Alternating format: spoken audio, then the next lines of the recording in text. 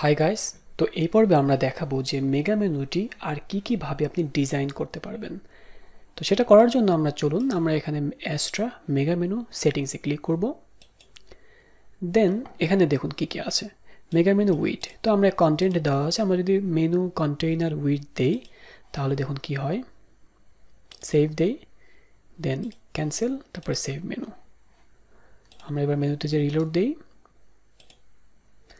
দেওয়ার পর দেখুন যে মেনু যতটুকু আছে ঠিক ততটুকু আমাদের উইড হয়েছে, কিন্তু আমরা আসলে এরকম চাচ্ছি না। আমরা চাচ্ছি আরও ফুল উইড হতে। অর্থাৎ এটা কিভাবে কাজ করে, এটা মূলত আপনার মেনু যদি এই পর্যন্ত আসে তাহলে এই কন্টেইনারটা এই পর্যন্ত আসবে।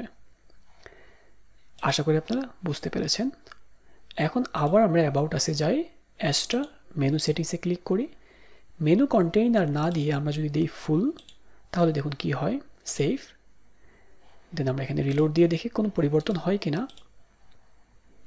দেখুন ফুল দিলে একদম ফুল উইড মেনু পাচ্ছে। তো ফুল উইড মেনু এটাও কিন্তু স্ট্যান্ডার্ড না, সুতরাং আমরা কোনটা ইউজ করব? আমরা ইউজ করব কন্টেন্ট উইড। এটা অলওয়েজ আমরা এটা ইউজ করব। তো সেভ দেই, সেভ দেওয়ার পরে আমরা আবার আমাদের পেজে যাই, যাওয়ার পরে এখানে রিলোড দেই। অ্যাবাউট আজকে হোভার করলে দেখুন পারফেক্টলি শো করছে। এবার আসি আমরা change heading colour, click here. এখানে ক্লিক করলে হেডিং কালার চেঞ্জ হবে। তো আমরা হেডিং বলতে আসলে এখানে কি বোঝাচ্ছে, তো সেটার জন্য আমরা দেখি যে মেনু, তো প্রাইমারি মেনুতে আমাকে নিয়ে এসেছে, তাই না? ওখানে ক্লিক করার পরে তো প্রাইমারি মেনু সম্পর্কে কিন্তু আমরা অলরেডি জানি। তো এখানে একটু খেয়াল করুন যে কী কী অপশান রয়েছে। ন্যাব মেনু অ্যাড করার পরে এক্সট্রা কী অপশান এসেছে। তো আমরা আরেকটু নিচে আসি, দেখুন যে ন্যাব মেনুর জন্য কোনো কিছু এক্সট্রা এসেছে কিনা।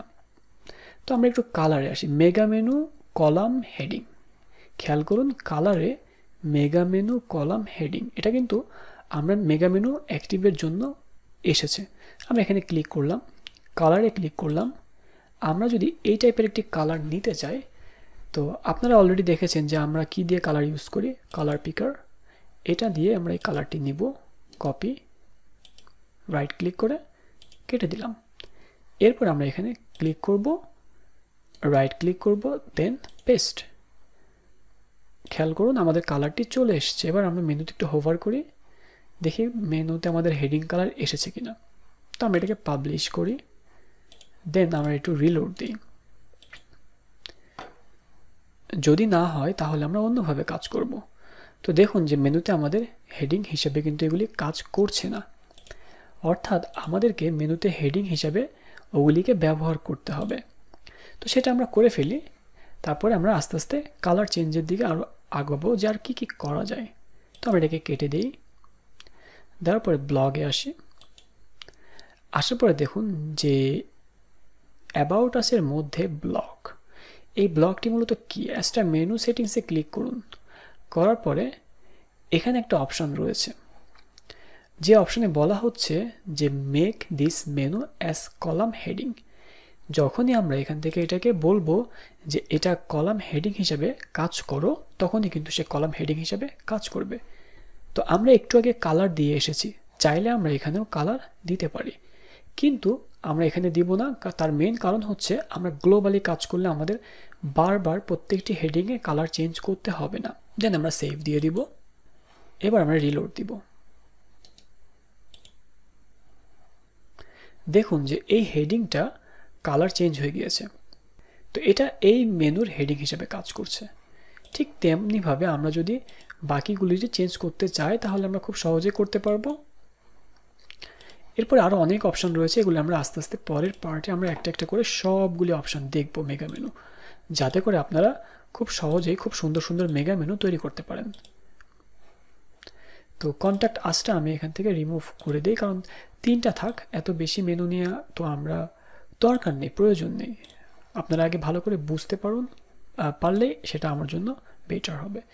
না বুঝে অনেকগুলি মেনু নিয়ে কাজ করেও আমাদের লাভ হবে না। তো আমরা একটা স্ট্যান্ডার্ডভাবে এটাকে একটু সাজিয়ে ফেলি। ব্লগ না দিয়ে আমরা দিতে পারি যে আওয়ার সার্ভিসেস, তারপর আমরা এখানে দিব যে এখানে আরেকটা দিতে পারি যে টিউটোরিয়ালস,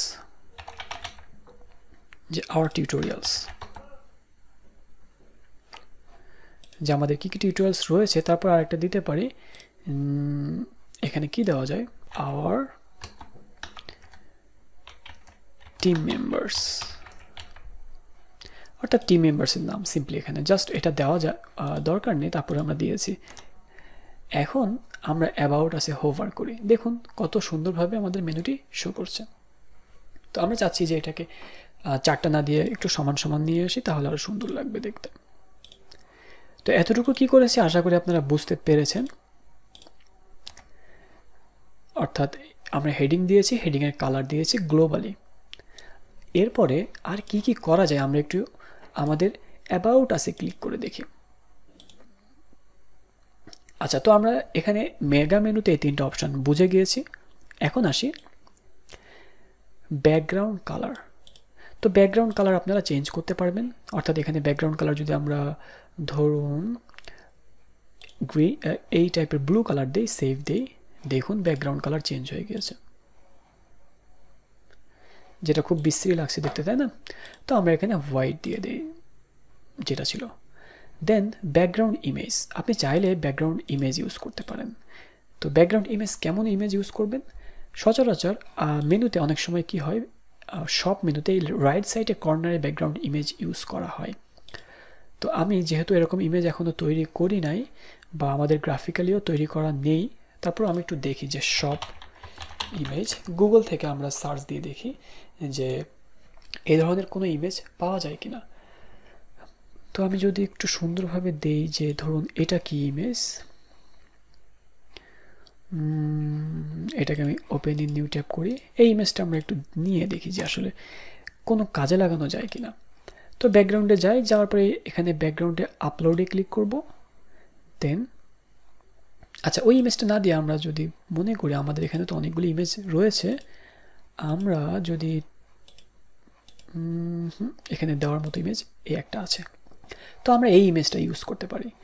ইউজ দিস ইমেজে ক্লিক করলাম, করার পরে আমরা ব্যাকগ্রাউন্ডের কিছু অপশন এখানে চলে এসেছে, repeat, no repeat, background size, cover, then background position, top left না দিয়ে আমরা টপ রাইট দিব, অর্থাৎ রাইট সাইডে নিতে চাচ্ছি। আর এরপরে আসুন দেখুন যে লিঙ্ক কালার, এগুলো আমরা দিব একটু পরে। এবার আমরা এটাকে রিলোড দিই। তো রিলোড দেওয়ার পরে আমরা এখানে হোভার করলে দেখুন যে এই ছবিটা শো করছে, বাট একটু অন্যভাবে শো করছে। তা আমি যদি একটু চেঞ্জ করে দিই, কভার না দিয়ে আমি কন্টেইন দিয়ে দিই, দেন সেভ। এরপর আমি রিলোড দিই, দেখুন ইমেজটা এত সুন্দরভাবে একটা সাইটে শো করছে। তো এটা হচ্ছে আমরা মূলত যখন ই কমার্স ওয়েবসাইট তৈরি করি, তো ই কমার্স ওয়েবসাইটে মেনু তৈরি করার ক্ষেত্রে মেগা মেনু ক্যাটাগরি, প্রোডাক্ট ক্যাটাগরির ক্ষেত্রে প্রচুর পরিমাণে ব্যবহার করা হয়। তো সেক্ষেত্রে আমরা এরকম বড় বড় মেগা মেনু তৈরি করি, তো তখন আমরা বিশেষ করে ইমেজগুলিকে ব্যবহার করে থাকি। তো আশা করি এতটুকু আপনারা বুঝতে পেরেছেন যে মেগা মেনু নিয়ে কীভাবে কাজ করতে হয়। তারপর এখানে আরও অপশন রয়েছে, একটু খেয়াল করুন যে overwrite colours for this mega menu.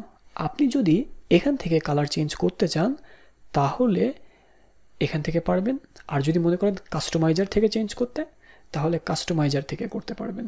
তো কাস্টমাইজার থেকে কিভাবে করবেন সেটা আশা করি আপনারা খুঁজে পাবেন খুব সহজেই। কাস্টমাইজারে গেলেই সব অপশন আপনি পেয়ে যাবেন। তারপরে যদি মনে হয় যে এখান থেকে করবেন তাহলে এখান থেকে করতে পারেন, সমস্যা নেই। এখন আসি হাইলাইট লেভেল।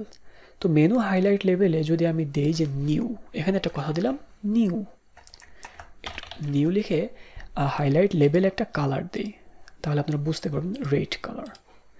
দেন একটা ব্যাকগ্রাউন্ড কালার দিই যেটা দিব ব্ল্যাক, সেভ। একটু দেখি যে আসলে কি হয়। খেয়াল করুন অ্যাবাউট আছে কি হচ্ছে, নিউ আইটেমস আসছে। তো নিউ আইটেমস আমরা কত সুন্দরভাবে দিতে পারছি, তাই না? তো এটাই হচ্ছে মজা, যে এই থিমটা দিয়ে আপনি সব ধরনের ওয়েবসাইট তৈরি করতে পারবেন। অর্থাৎ এটা ভালো করে শিখলে শুধু ওয়েবসাইট তৈরি করা না, আপনি যত থিম রয়েছে ওয়ার্ল্ডে সবগুলি থিম নিয়ে কাজ করতে পারবেন। তো এটা হচ্ছে আমাদের হাইলাইট কালার অপশনস।